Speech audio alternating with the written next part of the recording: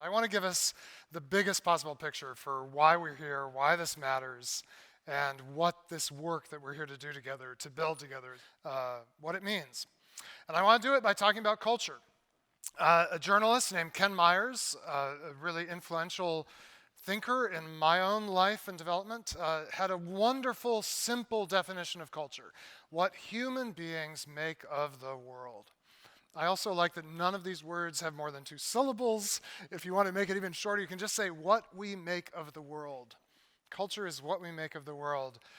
But then he adds 3 more words that really give this definition some real heft, some real depth.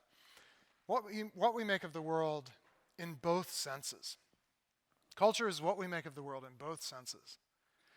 And here Ken's playing on the ambiguity of that phrase, to make something of, in the English language. Because on the one hand, it could be talking about the material we make, and culture is indeed very material. Culture is always material. It's actual stuff. You don't make culture without making stuff, making material. And so in that sense, we find the records of culture in the archaeological layers of human history, the fires that human beings learned to tame and tend, the tools that they created, the art they made, all the way back to the very beginning of human history. It leaves a tangible residue behind because culture is always material. But then there's this other sense of the word, right, or of the phrase, to make something of the world, and that's about the meaning we make. Because actually culture is also about this human quest to make some sense of this world that we find ourselves in. This beautiful world with its stars overhead and its green plains and its mountains and its rivers, and this terrible, terrifying world with other creatures that don't wish us well, with other people who don't wish us well, with even a natural environment that sometimes seems not to wish us well. And what do we make of this beautiful, wondrous, terrible, terrifying world that from the very beginning has been just as much the human quest as to make material or to make stuff? So making meaning, making material, making stuff, making sense, it all is bound together in culture, such that you actually don't find almost any human acts of culture making that are purely material, that have no meaning attached. And I think you actually never find an attempt to make meaning out of the world that doesn't eventually take some material form. So this happens even at the level of sound. The world is full of sounds. And when you're born, if you are a hearing, sort of a typical hearing human baby, such as this baby, you discover very early on, long before you really have much ability to do anything else with your body that's quite foreign to you and quite difficult to manage. All kinds of unexpected things are happening constantly to your body when you're a baby. But you do have a certain amount of volitional control over the sounds that you make. And of course, babies, when they're upset, they make crying sounds. And this is, in the beginning, it's so simple. It's one of 3 things. They're tired, they're hungry, or they need a change of their nappy or their diaper. And then parenting is just this simple task of figuring out which is the problem right now, because the baby's crying. The problem is often it's 2 out of 3, and that gets difficult. But when babies are not tired, hungry, or wet, or dirty, they actually don't cry. Instead, they make all kinds of other sounds. They just start to experiment with the human vocal tract, the diaphragm, the lungs, the vocal cords, the tongue, the teeth, the resonating cavity in their little heads. And they discover you can make all kinds of sounds. And so they'll blow raspberries for a while. You know, babies love to do that. They'll try different combinations of tongue and teeth. So linguists have worked all this out, all these different options. There's like voiced bilabial, right, where you put the lips together, and then as the air goes by the vocal cords, you let them buzz. So buh, buh, buh. So the baby will just do that for a good couple days. Buh, buh, buh. This is awesome, right? Then there's voiced, then there's unvoiced, where you wait until the air's gone by before the vocal cords start to resonate. And so you can put your tongue behind the teeth, and that's called a dental consonant. And you can make an unvoiced dental, ta, ta, ta, ta, right? One day the baby decides to experiment with the voiced dental consonant. Da, da, da, da, da, da, da. At this moment, an unexpected thing happens in the baby's life. A very important person, appears over the crib, and say the baby's lying there, just voice dental consonant day, da, da, da, da. And suddenly this person appears, da, da, da, da. And this person looks very impressed and pleased and says, he's saying or she's saying, Daddy, which the baby was not doing. This was just voice dental consonant day. But the father is so pleased, parades the baby around the house. He's saying da, da, da, da, da, yes, yes. And the baby, somewhere in your little mind, all of you did this, by the way. It's actually, in almost every culture, it's one of the first three words. My son's first word was dada, but it meant doggy rather than daddy. So we got rid of the doggy, and then it meant daddy. That's not true, but it's so funny that I just find myself saying it. It was our friend's doggy. We lived with friends who had a dog. And for about 2 days, it was Dada was the doggy. But I explained, no, Dada, Dada. The baby realizes, I think I'm making sense. I think I'm making meaning here. I'm not just making random sounds. And this is the beginning of the most amazing thing you do as a human being in many ways, the acquisition of language, in which in the course of just a couple of years, all of us went in our mother tongue from just making sound that didn't make sense to realizing, no, even just sound is meant to communicate meaning. And the only way you get meaning is to make sound, such that even when you read a page inside your head, you're sub-vocalizing and you're recalling that beginning of realizing the world can make sense. And this is our human quest, to make something of the world, to more and more make something of it, make some sense of its meaning, and make stuff that answers to the meaning that we sense is in the world. Because human beings have always sensed there must be more to this than appears at the very beginning. And so what do? We go on this personal, individual quest, but also a kind of species quest to make something of the world. And this is the story of culture. And as we do it, you could say that culture itself becomes the world. The baby arrives in a world not full just of natural sounds, but also of culturally significant sounds in which dada has a meaning, in which mama has a meaning, in which all these words have meanings. And the baby realizes, I'm already in a world full of culture. And we start to try to make sense of it. And indeed, as we do that, I've come to put it this way, that actually over time, the culture that we make it's not just an incidental add-on to the world. It actually starts to define the horizons of what's possible and impossible for human life. And as we, as a collective species, and as each cultural tradition, each ethnos, each ethnic community, each nation in the biblical language, make something of the world in their own way, they start to define for themselves, for their people, for their children and their grandchildren, what's possible and what's impossible. So we can think about this in terms of technology. It's probably the easiest way to think of it. Yesterday I was in Philadelphia with my family where I live. And then I got on a plane and came to Los Angeles. And that is so banal and boring that it would hardly be worth mentioning, except that, of course, it was completely impossible just 100 years ago.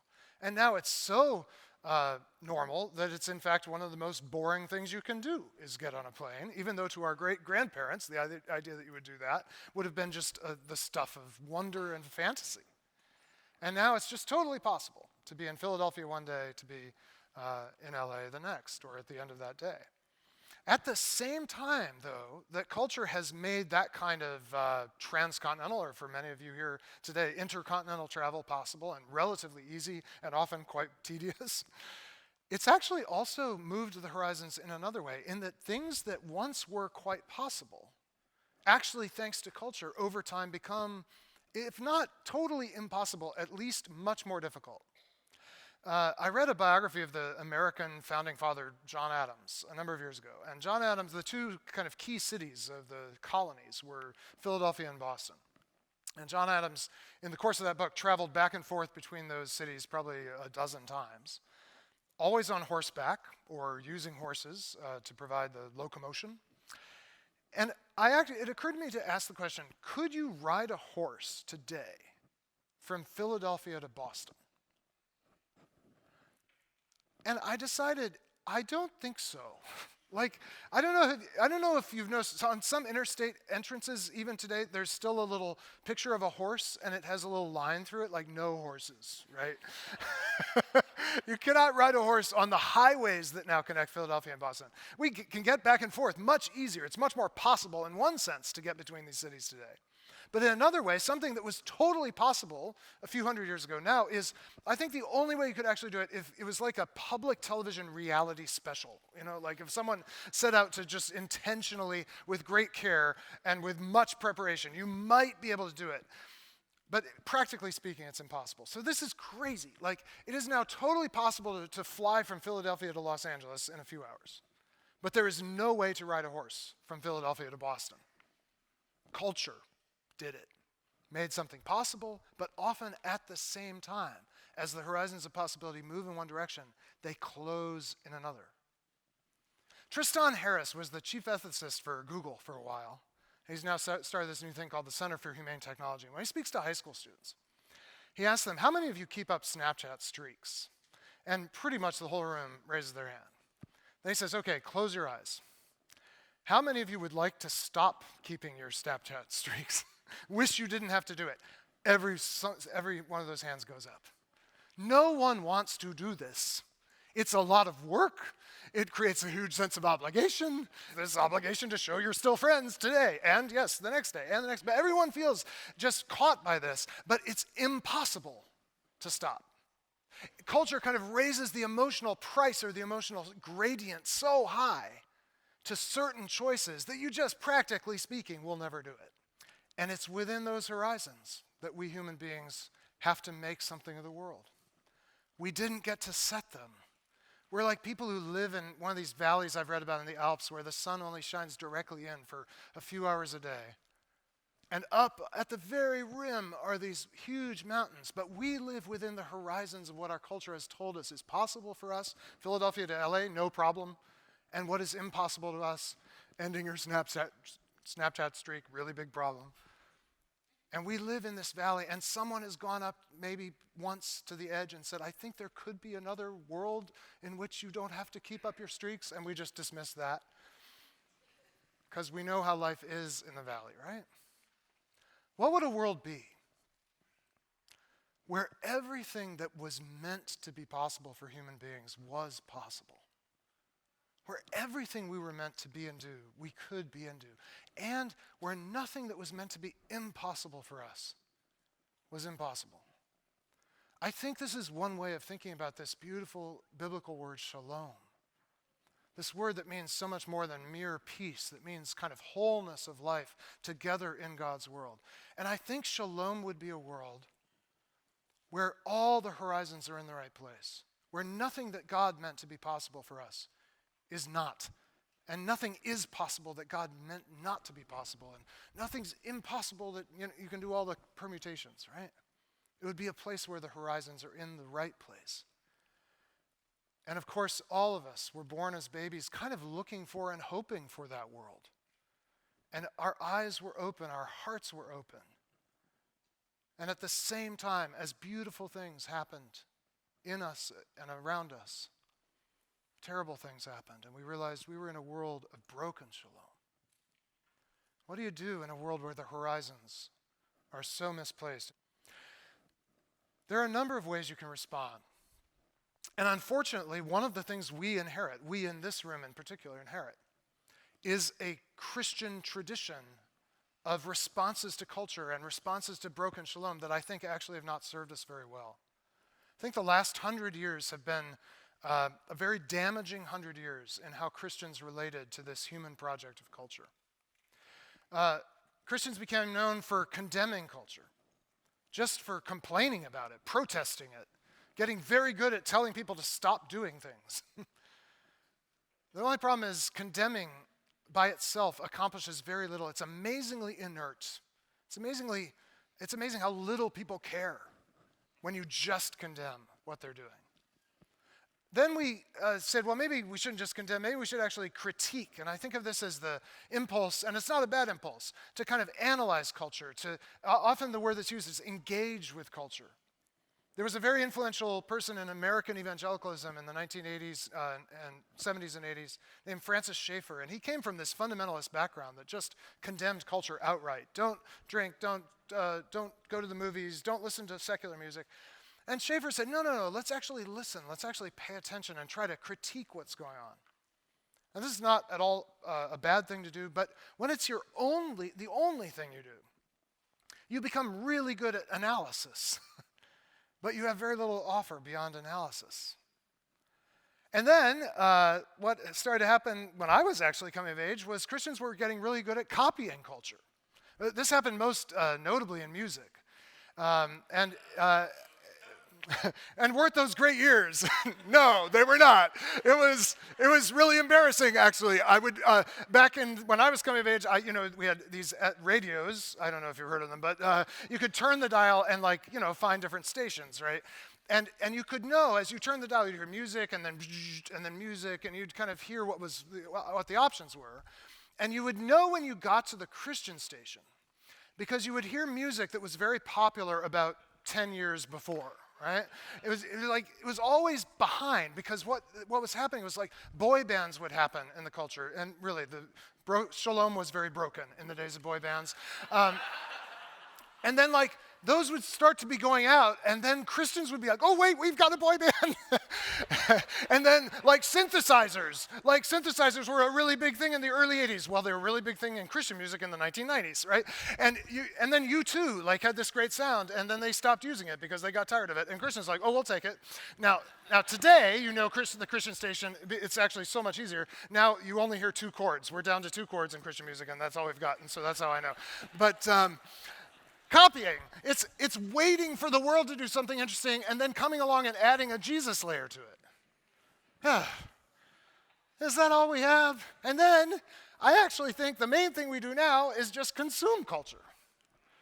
We just kind of lay back. I wonder what's on, right? I mean, Game of Thrones apparently just had its last episode. I haven't watched it, but, there's probably a few Christians out there condemning Game of Thrones. There's a few who are like, the gospel in Game of Thrones. Wait. Just work with me here. Lord help us, there is probably some aspiring filmmaker I've got an idea for a Christian Game of Thrones. But really, what's the great majority of what our fellow Christians, and probably many of us, and hey, as Mary Elizabeth said, it's a shame-free zone here. But what are most of us doing? We're watching Game of Thrones. Oh, yeah. Consuming. What do all these have in common? The letter C, exactly. And this is because I was working on this material. I gave it to a friend of mine who grew up Baptist, and he did some work with it, and when it came back, it was alliterative, and I realized this is like the Baptist spiritual gift, the gift of alliteration. And so I love it. It makes it very memorable. It's awesome. Okay, so in addition to the letter C, what they all have in common is they are all reactive. They're all reactive. They wait for something to happen and then complain or analyze or imitate or simply absorb. But none of them add anything. And what they're missing is actually the biblical picture of what human beings were meant to do in the world. And the 2 words that I find helpful and will keep the C's going is cultivating and creating. That we human beings are meant to cultivate. We come into a world that already has been infused by God with possibility and promise. We don't make this up from scratch. The Lord God put Adam, the earthling, the first human being, in the garden. God has already been digging and creating something for his image bearers. And he put the Adam in the garden to till it and to keep it, to cultivate it, to actually discover the possibilities of the world and keep them good. To me, cultivating is about keeping things good. Because there is much that is good in this world that God created good, and there is still shalom in this world. And then where there is not, or where something's missing, or some possibility hasn't been unlocked, to create in the image of the God who created. And the beautiful thing about these 2 things is they actually make a difference.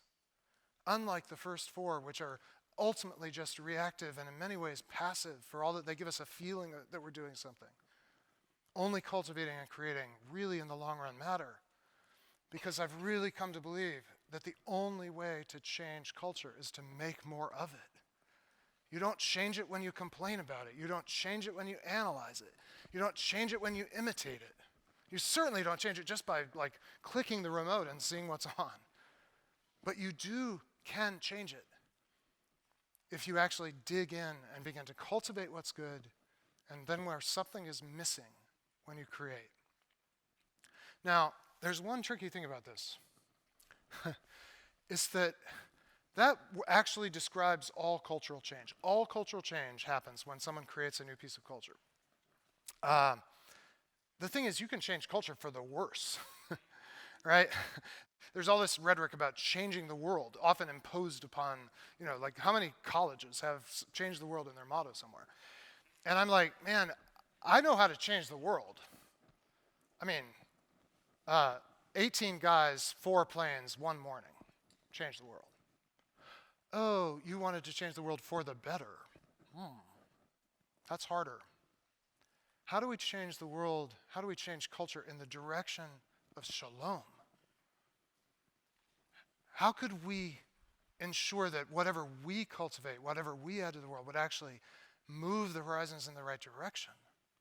This is much harder. And in many ways, it's why we are here. To try to be formed into the kind of people who could actually change culture in the direction of shalom. And I think the only way to do that is to cultivate creation, to see ourselves as part of a created world with its own intent and possibility given by God, and then to embody in our own lives the new creation that is the gift of God.